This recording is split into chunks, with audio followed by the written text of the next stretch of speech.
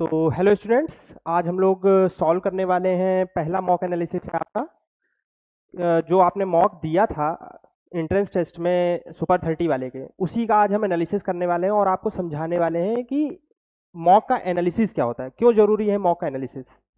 तो बिना समय गवाए पहले क्वेश्चन पे आते हैं। पहला क्वेश्चन है, भारतीय संविधान का कौन सा अनुच्छेद सर्वोच्च न्यायालय को रिट जारी करने की शक्ति देता है? इसका आंसर था ऑप्शन नंबर 32। ये आर्टिकल नंबर 32। इसको संविधान की आत्मा भी कहा है। किसने कहा है? B.R. अम्बेडकर ने कहा है।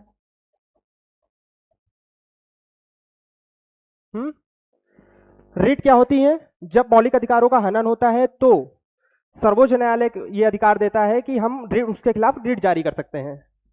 सर्वोच्च न्यायालय रिट जारी करने की शक्ति आर्टिकल नंबर 32, उच्च न्यायालय को रिट जारी करने की शक्ति 226, अनुच्छेद 226। उच्च न्यायालय की शक्तियां ज्यादा हैं कि सर्वोच्च न्यायालय की शक्तियां ज्यादा हैं? तो उच्च न्यायालय की शक्तियां ज्यादा है रिट जारी करने के लिए, क्योंकि जो सुप्रीम कोर्ट होता है वो केवल जारी कर सकता है रिट मौलिक अधिकारों के हनन पर, जबकि उच्च न्यायालय जारी कर सकता है मौलिक अधिकारों के साथ साथ सामान्य अधिकारों के खिलाफ, अधिकारों के उल्लंघन पे, इस पर भी उच्च न्यायालय जारी कर सकता है, जबकि सुप्रीम कोर्ट के पास केवल मौलिक अधिकारों के ऊपर उल्लंघन पर रिट जारी करने का अधिकार है। रिट कितने प्रकार की होती है? 32 में क्या क्या लिखा हुआ है? एक है बंधी प्रत्यक्षीकरण, एक है परमादेश, उत्प्रेषण, अधिकार प्रक्षालेख और प्रतिषेध। इसके अंदर का भी आता है, कभी कभी पूछ लिया जाता है कि बंधी प्रत्यक्षीकरण का अर्थ क्या है। कभी कभी पूछ लेता है बंधी प्रत्यक्षीकरण का अर्थ क्या है।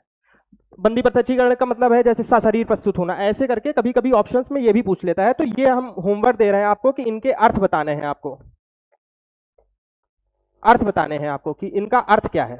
ये आप के लिए होमवर्क है। कुछ हम होमवर्क देंगे आपको ताकि आप भी करें। शाम को जब आप वापस आएंगे तो इसी से संबंधित आपका टेस्ट होने वाला है, जो मैं होमवर्क दूंगा। ठीक है, अब सुप्रीम कोर्ट से रिलेटेड कुछ बातें जान लेते हैं। सुप्रीम कोर्ट अनुच्छेद 124 से लेकर 147 के बीच में है। 124 में सुप्रीम कोर्ट का गठन है। 129 में है अभिलेख न्यायालय।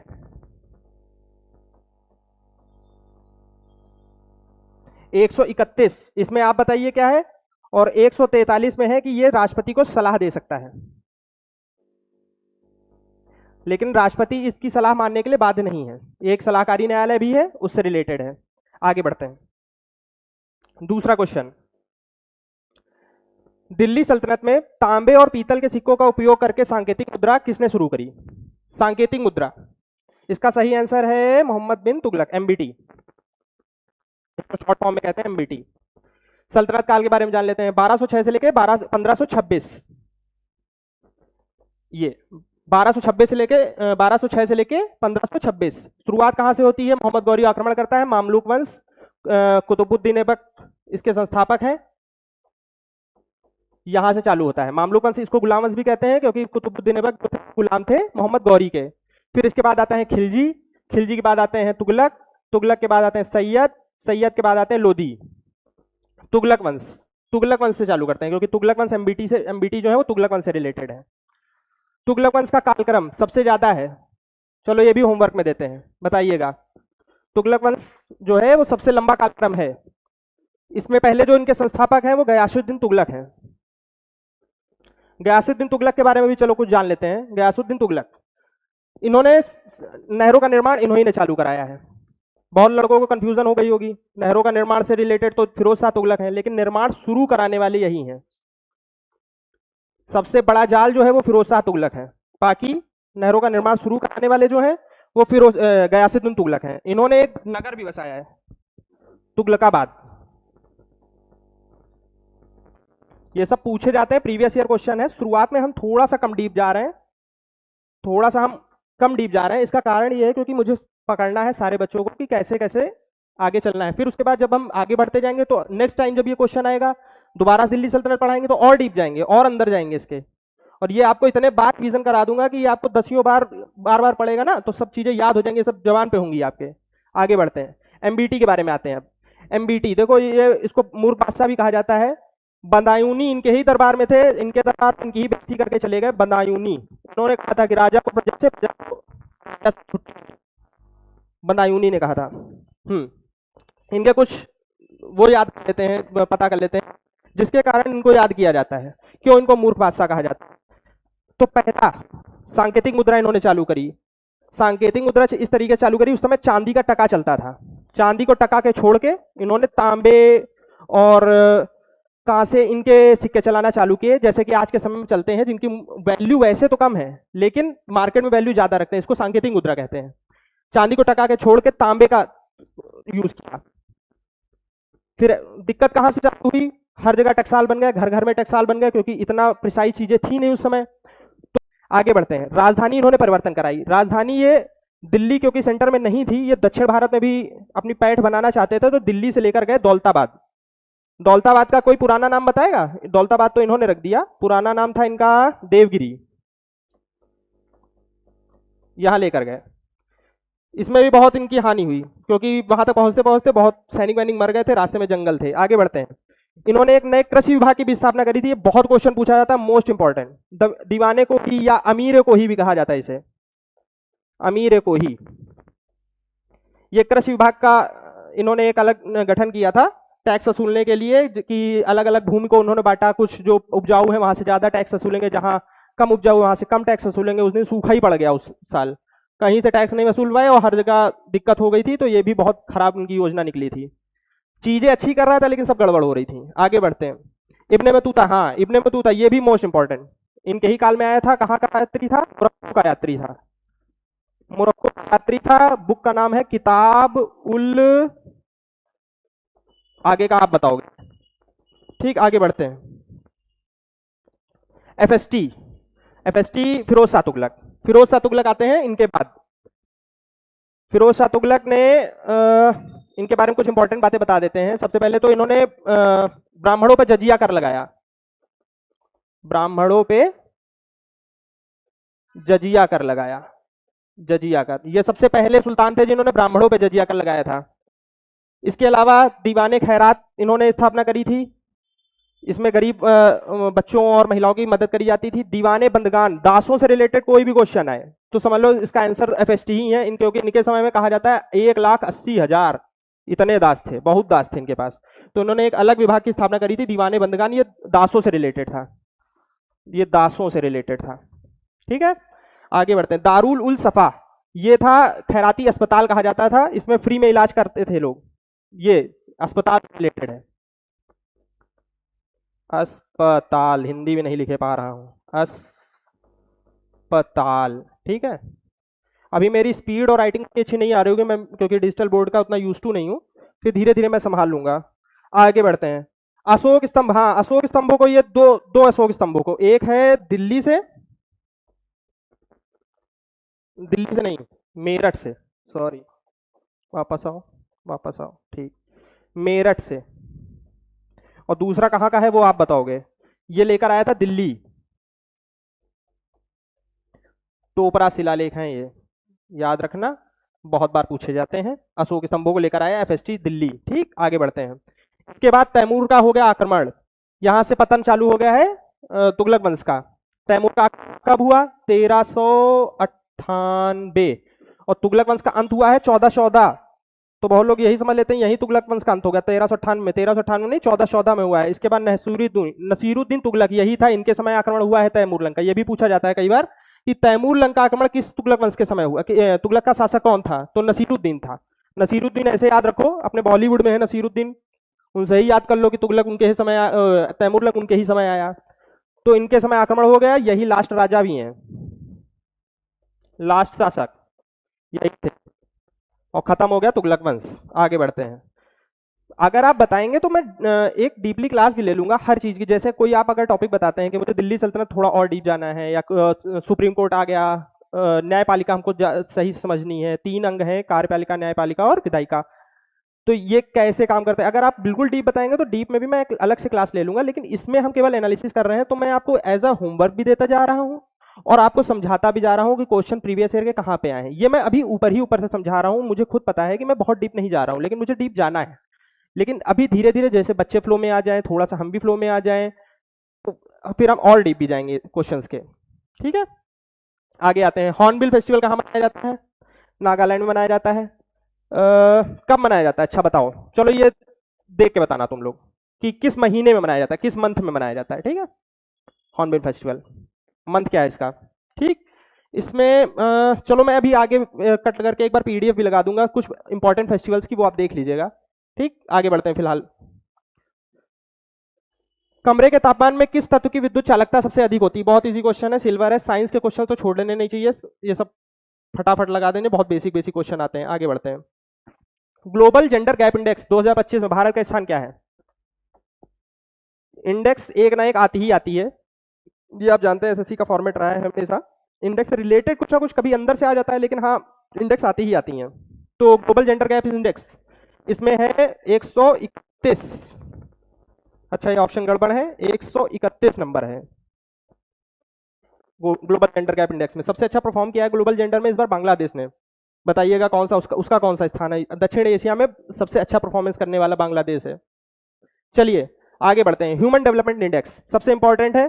पहले तो बताओ ये किन 3 चीजों पर आधारित है? जीवन प्रत्याशा, हेल्थ, जीवन प्रत्याशा मतलब हो गया हेल्थ, हेल्थ पे हो गया। फिर उसके बाद है एजुकेशन, एजुकेशन ये पैरामीटर्स हैं इसके। और है प्रति व्यक्ति आय मतलब इकोनॉमी, प्रति व्यक्ति आय। ये 3 इनके स्तंभ है, इससे फिर एसडीआई नापी जाती है। एसडीआई में भारत का स्थान कौन सा है? 130। हैप्पीनेस में कौन सा स्थान है? खुशी, खुशी कब होती है? जब पापा कहते हैं 16 मतलब 116। ठीक है, जब आप पापा से कहते हो ना पापा 100 लाओ 100 लाओ, तो मतलब 116 खुशी होगी आपको। प्रेस फ्रीडम इंडेक्स में कौन सा स्थान है? प्रेस फ्रीडम इंडेक्स में है 157। ये कैसे याद करेंगे? देखो एस एस बन के आ रहा है तो 5 तो आएगा ही, एस मतलब होता है 5। या कुछ और लेते हैं, रुको चलो रुक जाओ वापस आओ। प्रेस फ्रीडम इंडेक्स में इनका है 157। संस्था कौन सी है ये भी पूछी जाती है, reporters without border, reporters without border ये इनकी संस्था है, प्रेस फ्रीडम इंडेक्स को जो निकालती है। हंगर इंडेक्स, हंगर इंडेक्स में कौन सा स्थान है? एक रोटी दो, हंगर इंडेक्स का 102। फिर उसके आगे बढ़ते हैं। इनोवेशन इंडेक्स में 38वां नंबर है। इनोवेशन में हम लोग हमेशा अच्छे रहते हैं, इनोवेशन इंडेक्स में हमेशा हम लोगों की रैंक ठीक रहती है। 139 देश हैं शायद से, मैं कंफर्म नहीं हूँ लेकिन देख लीजिएगा। 139 देशों में 38 रैंक है इनोवेशन में, इनोवेशन इंडेक्स में। आगे बढ़ते हैं। अगली बार पढ़ाऊंगा तो ये भी पूछूंगा और नए कुछ इंडेक्स जो इंपॉर्टेंट होंगे जो बार बार पूछे जाते हैं प्रीवियस ईयर में वो बताऊंगा। आगे बढ़ते हैं। सतवाहन वंश, सातवाहन वंश, मेरे मुंह से बार बार सतवाहन निकलता है, पता नहीं क्यों है। सातवाहन वंश, अगर मैं दोबारा सतवाहन बोलूं तो आप इग्नोर कर दीजिएगा। आगे बढ़ते हैं। सतवाहन वंश का संस्थापक कौन था? सिमुख। ये तो बहुत इजी क्वेश्चन है, लेकिन चलो इसके बारे में पढ़ लेते हैं थोड़ा सा। संगम वंश, ये सतवाहन दक्षिण भारत के राजवंशों से संबंधित है, दक्षिण भारत से संबंधित है, दक्षिण भारत। संगम काल, संगम काल 3 राज्य, 1 2 3। ठीक, तीनों के अगली बार आपसे पूछूंगा, अभी तो चलो आप ही बताइए।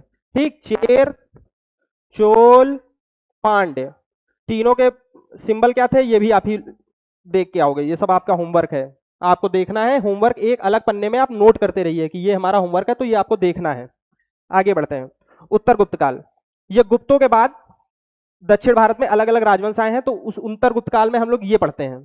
ठीक है, इसमें कौन कौन से हैं? एक तो सातवाहन वंश है, पल्लव है, चालुक्य है, राष्ट्रकूट है, चोल है। अगर आप बताएंगे तो मैं अपने नोट्स दे दूंगा, मेरे नोट्स काफी अच्छे थे, दक्षिण भारत के राजवंश उसमें हैं, 3-4 पन्नों में मैंने खत्म किया। आप बताइएगा तो मैं क्लास भी ले लूंगा दक्षिण भारत के राजवंशों की, नहीं तो आप बताइएगा तो मैं अपने नोट्स भी दे दूंगा आपको। आपका जो सुपर 30 वाला व्हाट्सएप ग्रुप बनेगा उसमें मैं अपने नोट्स दे दूंगा, मुझे ढूंढने पड़ेंगे मेरे नोट्स कहां पर हैं। मिल जाएंगे तो मैं दक्षिण भारत के राजवंशों का आपको नोट दे दूंगा, उससे पढ़ लीजिएगा। अगर फिर भी आपको कोई डाउट हो तो आप बताइएगा तो मैं क्लास ले लूंगा उसकी, दक्षिण भारत के राजवंशों की। आगे बढ़ते हैं। ये थोड़ा कंफ्यूजिंग टॉपिक रहता है क्योंकि इसलिए बता रहा हूं। सतवाहन के बारे में पढ़ लेते हैं। सतवाहन के बारे में देखो ज्यादा चीजें नहीं पूछी जाती, कुछ चीजें पूछी जाती हैं। पहला तो सिक्के पूछे जाते हैं। सिक्के 2 याद रखो इनके, एक तो शीशे, सिक्के चलाने वाले एकमात्र यही है। ठीक है, सॉरी, शीशे के सिक्के चलाने वाले पहले यही हैं। फिर इसके बाद एक शीशा और दूसरा है पोटीन, पोटीन के सिक्के भी इन्होंने चलाए। ये दोनों ही सिक्के इनके चलाए, ये बहुत बार पूछे जाते हैं। शीशे का पहले चलाने वाले और पोटीन के सिक्के किसने चलाए, ये दोनों ही सातवाहन वंश से रिलेटेड है। सबसे महत्वपूर्ण शासक है गौतमीपुत्र सतकर्णी। गौतमीपुत्र सतकर्णी की मम्मी का नाम है गौतमी बलश्री। बलश्री। इन्होंने बनवाया नासिक का अभिलेख।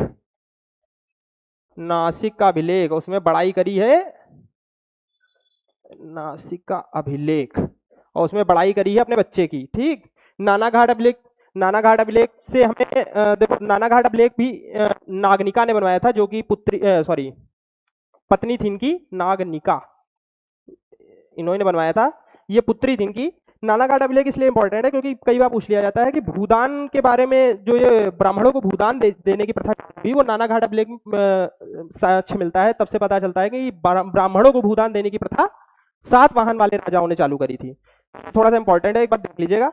बाकी नासिक अभिलेख मैंने बता ही दिया, आगे बढ़ते हैं। ठीक। भोर का तारा या सांझ का तारा किसे कहा जाता है, सबको पता है। आगे बढ़ते हैं, तो नेक्स्ट क्वेश्चन पे आते हैं। अंतरराष्ट्रीय न्यायालय का मुख्यालय कहाँ पर स्थित है? अंतरराष्ट्रीय न्यायालय ये अच्छा ओके, हाँ, तो अंतरराष्ट्रीय न्यायालय का मुख्यालय कहाँ पर स्थित है? यूएन की 6 संस्थाएं हैं, कोर जो 6 संस्थाएं, इन 6 संस्थाओं के आपको नाम बताने हैं। ठीक है, ये होमवर्क है, 6 संस्थाओं के बारे में पढ़ना, उनमें से एक है आईसीजे। बाकी सबका मुख्यालय अलग अलग जगह होगा, इनका न्यूयॉर्क में है, सॉरी, बाकी सबका न्यूयॉर्क में है, इनका द हेग में है। एकमात्र ऐसा यूएन का अंग है जिसका मुख्यालय न्यूयॉर्क में नहीं है। कुछ मुख्यालयों के बारे में देख लेते हैं। जिनेवा, जिनेवा में WHO का है, WTO का है, WIPO का है, और ILO का है। HTIL, HTML लैंग्वेज होती है, बस HTIL हेल्थ, ठीक, ट्रेड व्यापार, I intellectual property, IP intellectual property, ठीक, L से लेबर, लेबर है ना। तो ये 4 संस्थाएं हैं, चारों का जेनेवा में है। आगे वॉशिंगटन डीसी, वॉशिंगटन डीसी में सब पैसे वाले मामला, IMF और वर्ल्ड बैंक। IMF की मुद्रा SDR, पेपर गोल्ड भी कहते हैं, अरे SDR पेपर गोल्ड भी कहते हैं इसे, पेपर गोल्ड, ये सब लोन वोन देती हैं। आगे बढ़ते हैं, कुछ पैसे वाले के पास संस्थाओं के बारे में और जान लेते हैं। देखो, एक तो हो गई IMF, एक हो गई वर्ल्ड बैंक, एक होती Asian development bank, Asian development bank, ठीक, एक होती NDB, NDB होती ब्रिक्स वालों की, न्यू डेवलपमेंट बैंक, ये है ब्रिक्स वालों की। मुख्यालय कहाँ है? संघाई। एशियन डेवलपमेंट का मुख्यालय कहाँ है? Manila, Philippines. ठीक, ये सब याद रखना है, नोट्स बनाते चलिए सब। आगे बढ़ते हैं, पेरिस, पेरिस में यूनेस्को का, यूनेस्को का है, और FATF भी है इसमें, जो लिस्ट करता है, ग्रे लिस्ट करता है, कभी पाकिस्तान ब्लैक लिस्ट में आ जाता है, कभी ग्रे लिस्ट में आ जाता है, व्यापार पर बैन लगाए जाते हैं इसके द्वारा, ये FATF आतंकवाद को रोकने के लिए। ठीक है, यूनेस्को, यूनेस्को के अंदर भारत के अंदर कितनी साइट है? ये हेरिटेज साइट से निकालता है। यूनेस्को के अंदर है टोटल 44। अभी लेटेस्ट कौन सी बनी है, पता है किसी को? लेटेस्ट बनी है मराठा, मराठाओं के युद्ध स्मारक, युद्ध स्मारक है ना, वॉर मेमोरियल्स हैं। टोटल शायद 12 किले हैं इसमें, 12 किले हैं, है ना, मराठाओं के 44 हैं। इसमें एक तो मिक्स है, 7 मतलब एक मिक्स है, 7 नेचुरल है। कितनी बची? 8, 8 घटा दो 36, 36 कृत्रिम है, मतलब ह्यूमन मेड। ठीक, आगे बढ़ते हैं, कुछ रह तो नहीं गया? वियना, वियना के अंदर, हाँ वियना, वियना ऑस्ट्रिया, इसमें सारे परमाणु वाला मैटर है, परमाणु है, तेल है, ये एटॉमिक एनर्जी है ना। ओपेक, तेल निर्यातक वाले देशों का ये एक संगठन है, ओपेक। ठीक, आगे बढ़ते हैं। एक अच्छा ये बताओ, ये IMF, वॉशिंगटन DC में जो IMF और ये वर्ल्ड बैंक है, इनको ब्रेटन वुड सम्मेलन में बनाया गया था। ब्रेटन वुड सम्मेलन की बहनें भी कहा जाता है इन्हें, इसीलिए, है ना। 1944 डेट जहां तक। ठीक, आगे बढ़ते हैं। अरे आगे बढ़ते हैं। विटामिन डी की कमी से कौन सा रोग होता है? रिकेट्स। लेकिन हाँ, विटामिन डी के रिकेट्स होता है। अब विटामिन के लिए देखो कुछ चीजें इंपॉर्टेंट होती हैं। देखो विटामिन के लिए एक तो सारे रोग, कौन सी विटामिन की कमी से कौन सा रोग होता है, पहला तो ये चीज इंपॉर्टेंट है। दूसरा क्या इंपॉर्टेंट है, रोग के अलावा इनके साइंटिफिक नेम भी पूछ लिए जाते हैं कभी कभी, साइंटिफिक नेम। तो इसके लिए बताइए, तो मैं या तो क्लास ले लूंगी, या तो अगर आपसे हो जाए लूसेंट उठाना। लूसेंट बुक में चार्ट दिया हुआ है प्रॉपर इसका। ठीक, साइंटिफिक नेम ए से लेके B1 B2 B3 B4 है ना, ऐसे करके सारे दिए हुए हैं। तो ये एक तो ये चार्ट याद कर लेना। एक अच्छा और चीज कभी कभी विटामिन से पूछी जाती है कि कौन सा विटामिन जल में घुलनशील है, कौन सा जल में घुलनशील नहीं है। तो घुलनशील कौन सी है?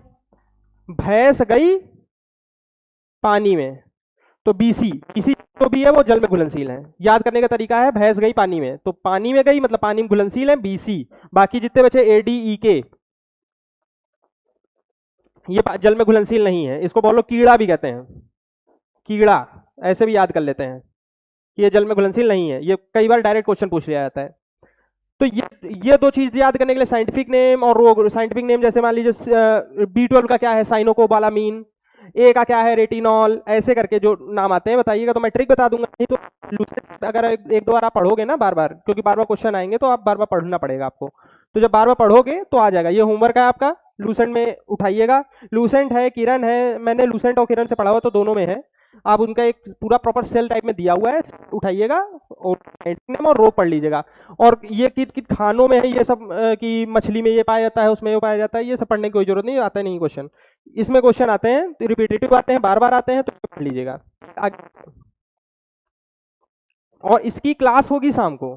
शाम को जब आप आएंगे तो जितना मैंने पढ़ाया या जो जो आपको टास्क दिए गए हैं पढ़ने के लिए, उससे ही रिलेटेड क्वेश्चंस पूछे जाएंगे। और आपको आपस में भी पूछना है एक दूसरे से कि कम्पिटेटिवनेस तरीके से, कि मतलब आप बताइए कुछ, फिर कुछ वो उसी सब्जेक्ट से रिलेटेड, है ना। तो ये आपका टास्क रहेगा शाम के लिए।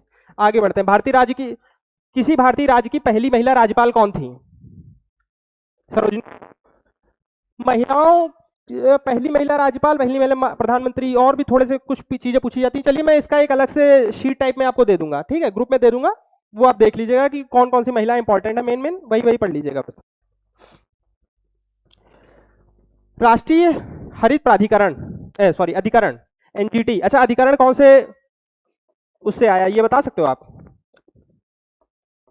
किस संविधान संशोधन के द्वारा आया बताइएगा, ये होमवर्क है आपका। ठीक, अधिकरण क्या होते हैं, जैसे कि इनको देखो, जो मूल संविधान में नहीं है लेकिन फिर भी उनको कुछ पावर्स दी गई है। जैसे कि NGT को पावर दी गई है कि नियम उल्लंघन करने पर, ठीक, पावर दी गई है। तो ये मूल संविधान के द्वारा पावर नहीं दी गई है, इसको बाद में संविधान संशोधन करके इसको एक नया निकाय बनाया गया और उसको पावर दी गई। जैसे कैट है, कैट, ठीक, ये सरकारी कर्मचारियों के से रिलेटेड है, जो उनके साथ अगर कुछ मूल अधिकारों का हनन होता है तो कैट में सबसे पहले जाते हैं ये लोग। ये कैट है, ये भी एक अधिकरण है। तो ये अधिकरण जो है मूल संविधान से नहीं है, बल्कि इनको संविधान संशोधन से मिलकर बनाया गया है। संविधान संशोधन के द्वारा इनको कुछ अधिकार दिए गए हैं। इसके कारण इसे सांविधिक निकाय कहते हैं। सांविधिक मतलब संविधान में नहीं था, बाद में संविधान में जोड़े गए, सांविधिक। और कुछ चीजें होती हैं जिनको पहले से ही पावर दी गई है, वो संवैधानिक है। समझे, संवैधानिक और सांविधिक में क्या अंतर है? संवैधानिक ये स्टैच्यूरी हो गया, ठीक है। तो ये एक सांविधिक संस्था है जिसको बाद में संविधान संशोधन करके पावर दी गई। इसका मुख्यालय कहाँ है? दिल्ली में है, ठीक। 4 पीठ है, बहुत क्वेश्चन पूछे जाते हैं, कई बार पीठ चेंज करके पूछे जाते हैं कि 4 ऑप्शन दे दिया, एक उनमें से पीठ नहीं है, ऐसे भी क्वेश्चन पूछे जाते हैं। तो कौन कौन से पीठ है? देखो, पुणे है, ठीक, चेन्नई है, भोपाल है, और चौथी कौन है ये आप बताओगे, ये वाली आप बताओगे, ठीक है। ये आपका होमवर्क है। एक बार सब लोग होमवर्क के लिए अलग से पन्ना पकड़े बैठे रहें, और जो जो मैं बताता जाऊं वो चीजें देखनी है आपको, इसी तरीके से आपको याद होंगी। और बार बार मैं ऐसे ही कुछ ना कुछ बीच में दूंगा, आपको पता नहीं होंगी, तो इसके कारण आपको बार बार रिवीजन भी होता रहेगा, ठीक है। आगे बढ़ते हैं। 6 महीनों का क्या मतलब है? इनका ये NGT के अंदर जितने भी केसेस आते हैं 6 महीनों के अंदर उनको सेटल करने की तारीख होती है, लिमिटेशन दी गई है कि 6 महीनों के अंदर चीजें सेटल होनी चाहिए। एनजीटी को अधिकार जो है अनुच्छेद 21 के तहत दिए जाते हैं। ये भी क्वेश्चन बहुत बार आता है कि एनजीटी को जो अधिकार है वो कौन से आर्टिकल के तहत दिए जाते हैं। आर्टिकल 21 के अंदर कौन सा एक है, स्वच्छ पर्यावरण पर रहने का अधिकार, स्वच्छ पर्यावरण का अधिकार, इसके अंदर इसको ताकतें दी गई हैं, है ना। आर्टिकल 21 के अंदर स्वच्छ पर्यावरण में जीने का अधिकार आर्टिकल 21 हो गया। और कुछ रह गया एनजीटी से? चलो और कुछ रह जाएगा तो बताएंगे फिर, है ना। मौलिक अधिकार आपको सारे याद होने चाहिए। अब जैसे आर्टिकल 21 आया तो आपको लगभग, देखो आर्टिकल 21 है, मोस्ट इंपॉर्टेंट है, ये ऐसे हैं जो ये सब बहुत इंपॉर्टेंट है। तो मौलिक अधिकार के अंदर जितने भी आर्टिकल हैं सारे आपको याद होने चाहिए। इसकी मैं अलग से क्लास ले लूंगा, अगर बताइएगा तो मौलिक अधिकारों की अलग से क्लास हो जाएगी, क्योंकि उसके अंदर जितने भी अनुच्छेद हैं वो सारे मुझे बताने पड़ेंगे, 14 से लेके 32 तक। मुझे बताने पड़ेंगे, तो इसके लिए मैं अलग से बताइएगा तो अलग से क्लास ले लूंगा। मौलिक अधिकार अच्छा कहाँ से लिए गए हैं, कौन से देश से लिए गए हैं, एक बार आप बताओगे जरा सा, कौन से देश से लिए गए हैं, तो ये बात बताइएगा, ठीक। चलो बता दे रहा हूँ, ये तो बहुत इजी क्वेश्चन है, यूएसए से लिए गए हैं, ठीक। आगे बढ़ते हैं। द वेल्थ ऑफ नेशन पुस्तक के लेखक कौन है?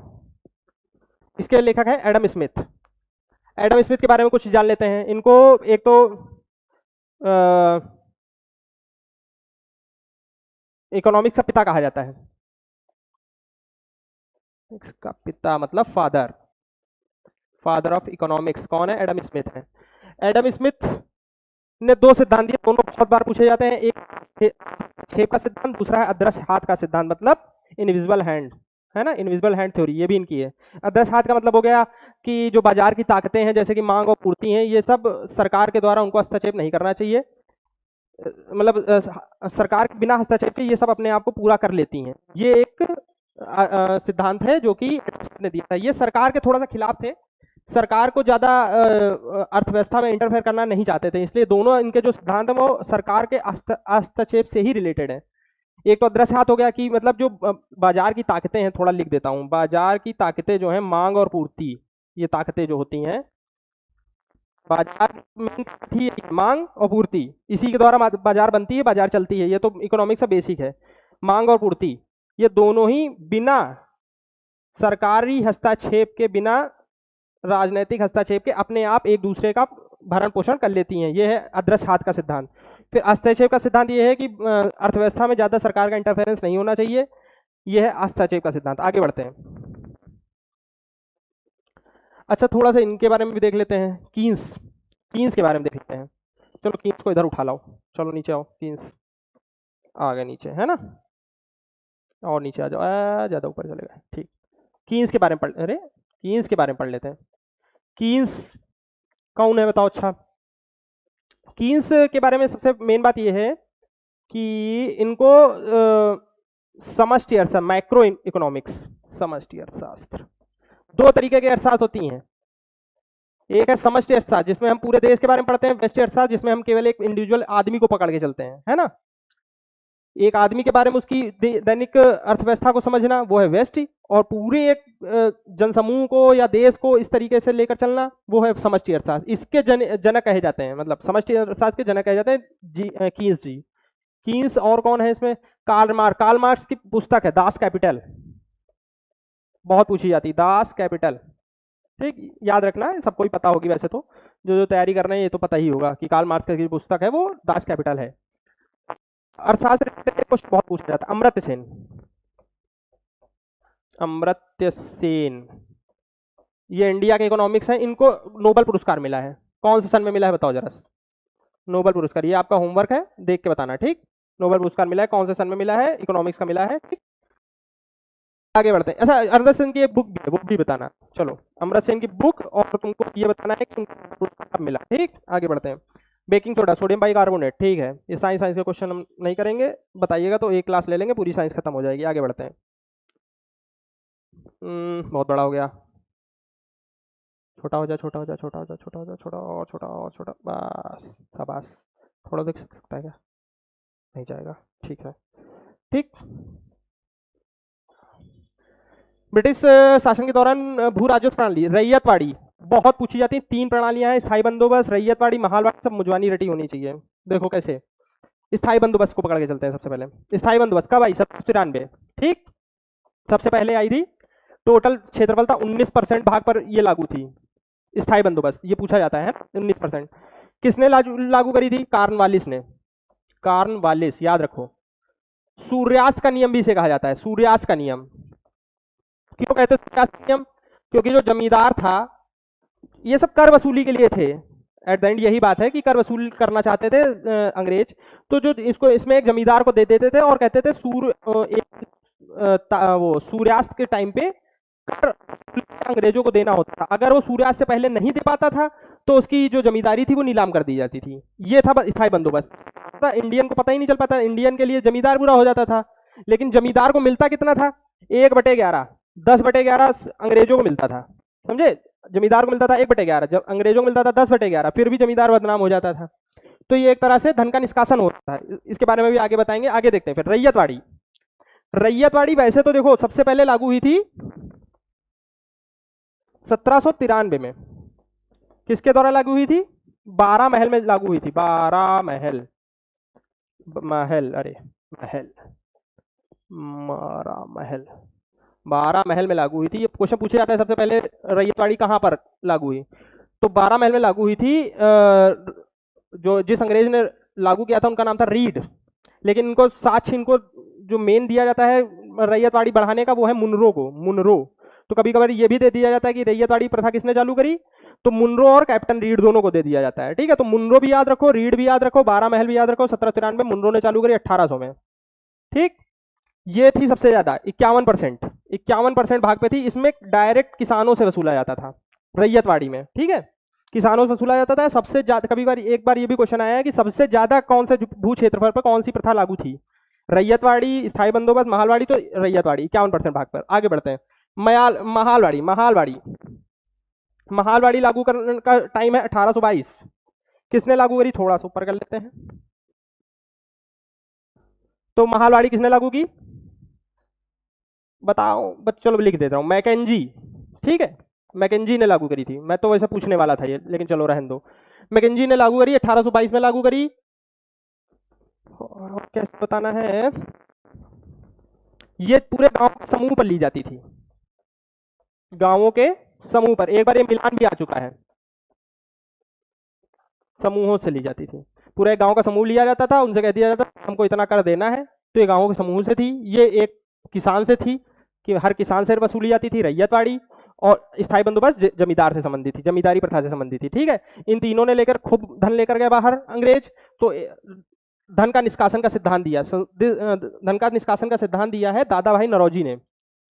दादा भाई नौरोजी। मैं थोड़ा शॉर्ट फॉर्म में सब लिखूंगा क्योंकि मेरी स्पीड बहुत ज्यादा नहीं है, बहुत लंबी क्लास हो जाएगी ऐसे, है ना। बहुत डीप भी इसीलिए नहीं जा रहा हूँ अभी, फिर धीरे धीरे मैं हम लंबी क्लास भी लेंगे और थोड़ा सा डीप भी जाएंगे चीजों में।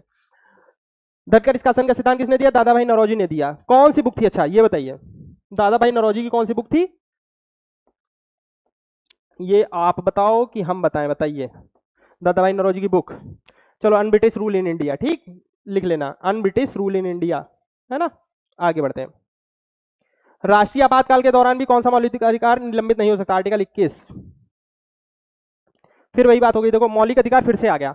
अब मौलिक अधिकार हमको पूरा बेसिक से वैसे तो पढ़ना चाहिए। 14, 15, 16, 17, 18 ये सब इंपॉर्टेंट है, 19 ये सब इंपॉर्टेंट है वैसे तो, है ना। तो ये या तो बताओ मौलिक अधिकार मैं एक क्लास ले लूं प्रॉपर और आपको समझा दूं, और या तो मौलिक अधिकार के लिए मैं आपको एक वीडियो सजेस्ट कर दे रहा हूं, आप उनसे भी देख सकते हो। एजुटेरिया करके चैनल है, आप उनमें मौलिक अधिकार सर्च कर लीजिएगा, बहुत अच्छे तरीके से पढ़ाया है।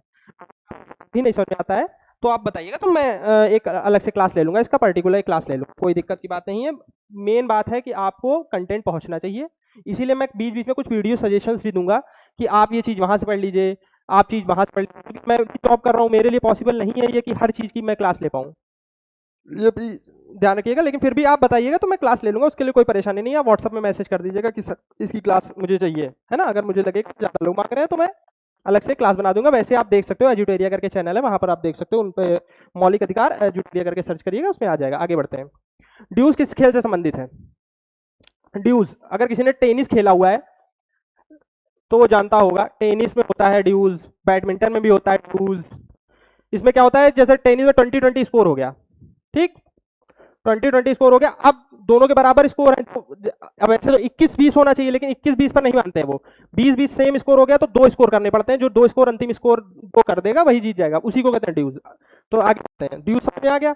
कुछ कीवर्ड, कुछ इंपॉर्टेंट टर्म्स ऐसे बार बार पूछे जाते हैं एसएससी में कि ये किस खेल से संबंधित है, वो किस खेल से संबंधित, तो वो थोड़ा सा देख लेते हैं कुछ इंपॉर्टेंट। एक है ग्रैंड स्लैम। ग्रैंड स्लैम 4 होते हैं, सबको पता है ना, Australian open, French open, Wimbledon open, ऐसे करके होते हैं 4।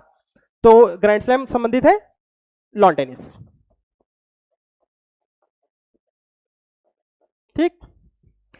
मैनकेडिंग क्रिकेट से संबंधित है, क्या होता है कोई बताएगा मैनकेडिंग? चलो कमेंट में लिख के बताना, ठीक। क्रिकेट में मैनकेडिंग क्या होता है? मैनकेडिंग है, एन नहीं होता, ठीक।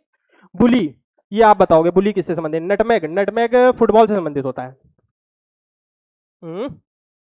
फुटबॉल से संबंधित होता है। अच्छा, बुली मैं बता दे रहा हूँ, हॉकी संबंधित है, होता क्या है ये आप बताओगे, ठीक है। चलिए मैंने इतना बता दिया। और बुली होता क्या है, मतलब किस लिए यूज करता था बुली, आप बताइएगा।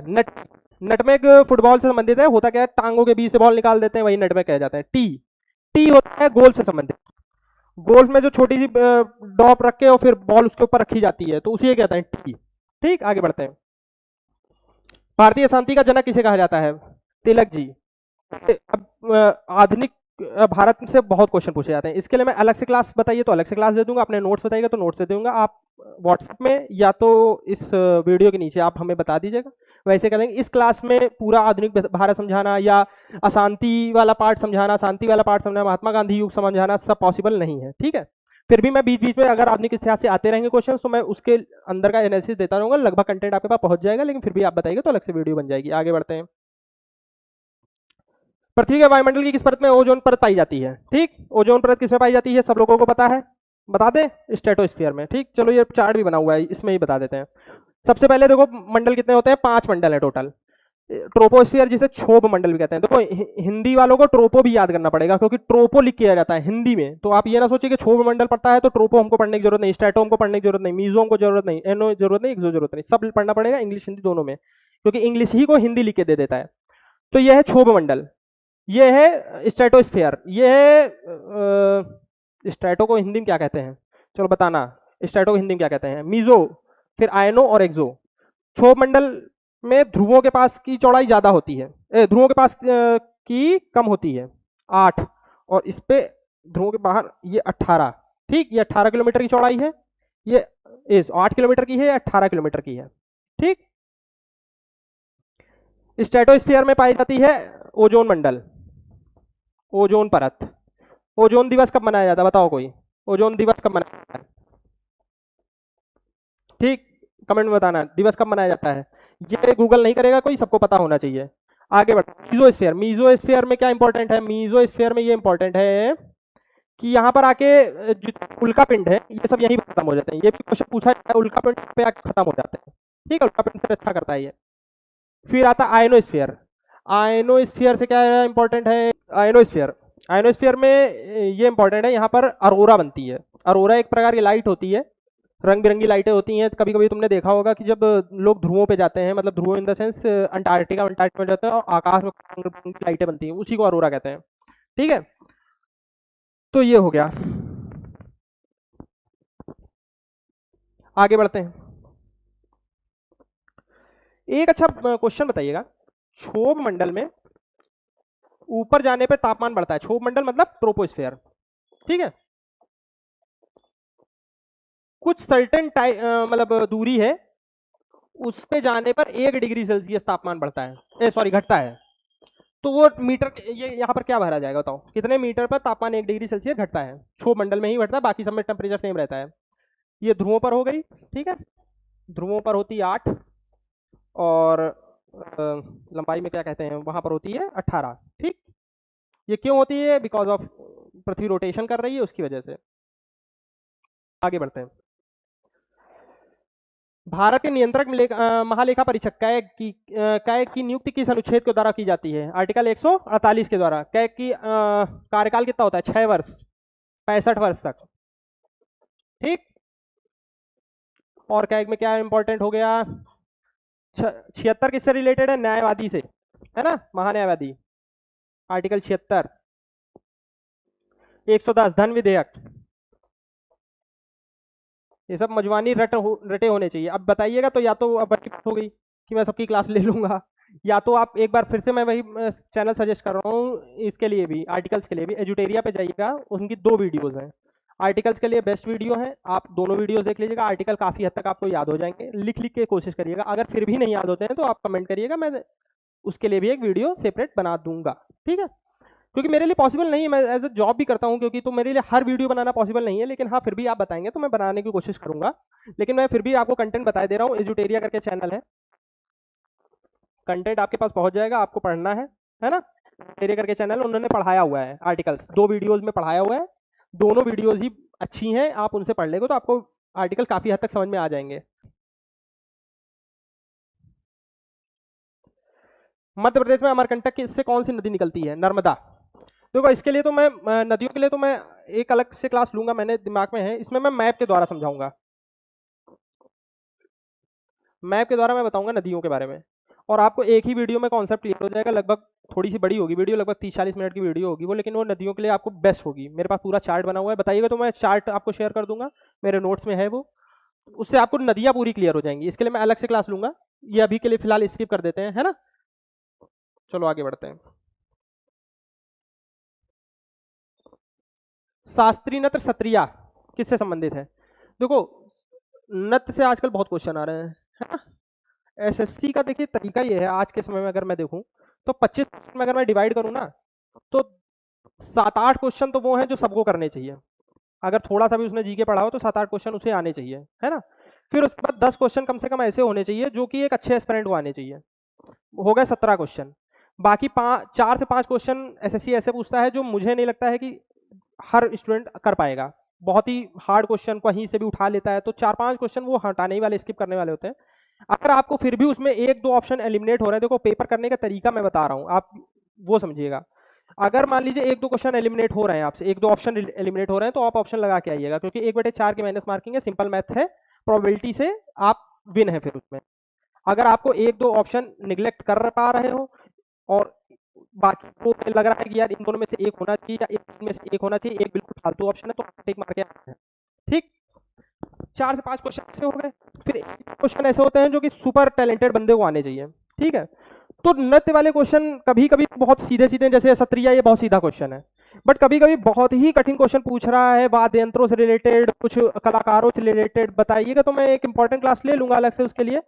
और मैं लेकिन ये नहीं कह सकता जैसे बाकियों में मैं कह रहा हूँ कि उसी में से फंसेगा, लेकिन ये नत वाले में क्वेश्चन में मैं श्योर नहीं हूँ, क्योंकि कुछ भी कभी कभार पूछ रहा है, तो मैं कोशिश करूंगा इंपॉर्टेंट चीजें कवर कर दूंगा उस वीडियो में। फिलहाल के लिए आगे बढ़ते हैं, ठीक। दाब की पास्कल सबको पता है, इकाइयां किसी भी बुक से आप एक बार पढ़ लीजिएगा, सारी को सारी इंपॉर्टेंट बेसिक बेसिक है। आगे बढ़ते हैं। नोबल शांति पुरस्कार 2025 किसने जीता?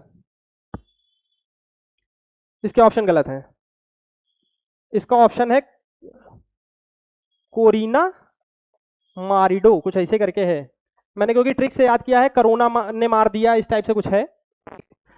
मैं आप नोबल क्लास की अलग से क्लास लूंगा, नोबल पुरस्कार की भी, लेकिन इसके लिए भी मैं एक सजेस्ट कर रहा हूँ वीडियो, क्रेजी जी के ट्रिक चैनल का नाम है, वो हर साल जितने भी नोबल दिए जाते हैं, क्रेजी जी के ट्रिक,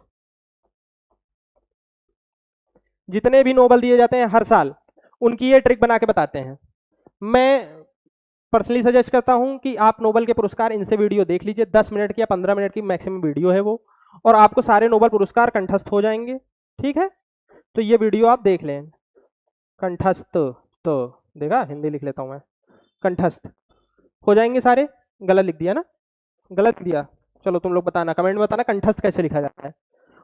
तो क्रेजी जी के ट्रिक की वो वीडियो जरूर देख लें, नोबल पुरस्कार उससे आपको क्लियर हो जाएंगे सारे ही सारे। मैं अगर यहाँ पर सारे नोबल पुरस्कार की ट्रिक बाई ट्रिक बताने लगा तो बहुत लंबी वीडियो बनेगी। आगे बढ़ते हैं, ये होमवर्क होमवर्क लिखते रहो कि कहाँ से क्या देखना है, ये आज के आज करना है, शाम को क्वेश्चन होंगे इसके, तो ये करना ही करना है ना।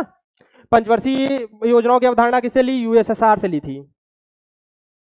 चलो आगे बढ़े, खत्म हो गया, अच्छा पेपर ही खत्म हो गया, लो पेपर खत्म। तो देखिए ये था आपका, चलो तो ये था आपका आज का मॉक एनालिसिस। किस तरीके से करना है वो मैंने आपको बता दिया है। कुछ होमवर्क दिया है जो कि आपको शाम तक करके लाना है। शाम वाले जो मॉक होंगे उसमें आपसे पूछे जाएंगे इसी के क्वेश्चंस जो कि मैंने पढ़ाया है, जो कि आज होमवर्क दिया है, और भी जो टॉपिक्स आपको दिए गए हैं वो भी आप पढ़ के आएंगे। शाम को उसी से रिलेटेड आपका टेस्ट होगा। एनालिसिस मैंने करना आपको सिखा दिया है, अब आपको इसी तरीके से आगे बढ़ते रहना है। ठीक है, चलिए क्लास को एंड करते हैं, फिर मिलते हैं कल दूसरे टेस्ट के साथ। और जो टॉपिक्स आपको नहीं ऐसा लग रहा हो कि थोड़ा और उसमें डीप हम जाने की जरूरत है, थोड़ा और मुझे समझना है, बेसिक समझना है, तो मैं टेस्ट कर दी है कि इस वीडियो से आप देख सकते हो, वरना आप बताइएगा, कमेंट में कर दीजिएगा, तो मैं कोशिश करूंगा कि मैं टॉपिक। ठीक है, तो मिलते हैं फिर। जय हिंद, जय भारत।